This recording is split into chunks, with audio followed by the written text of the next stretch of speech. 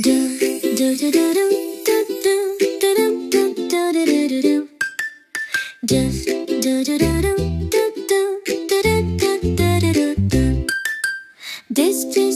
humihip ang hangin ng tag-init.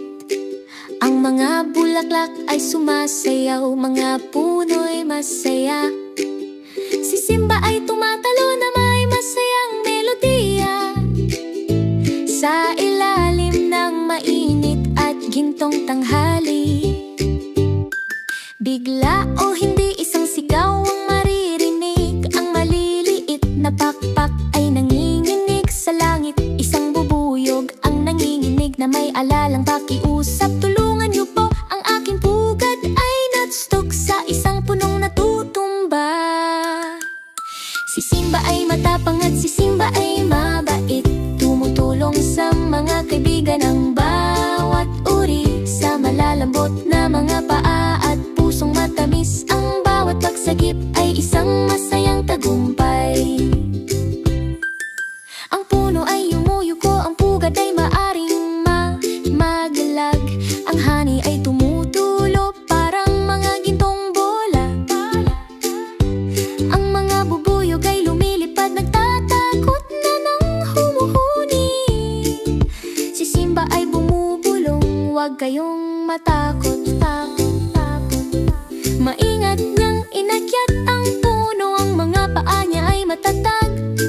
Magaan tulad ng hangin, isa-isang tinutulungan niya ang pugad. Pinapanatiling ligtas at buhay ang mga bubuyog.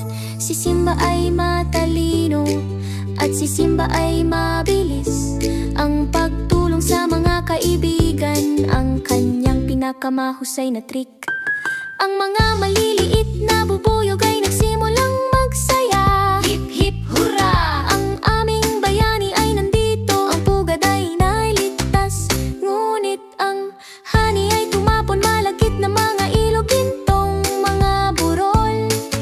Si Simba ay ngumiti, tara magtulungan tayo, laging masaya ang maglinis. Ang mga bubuyog ay mabilis na lumilipad, si Simba ay nagsasweeper. Magkasama nilang nililinis ang mga bundok ng hani. Di nagtagal, ang mga bulaklak ay nagsimulang kumislap ng maliwanag. At ang mga buyog ay nagsasayaw ng masayang paglipad. Si Simba ay matapang, si Simba ay totoo.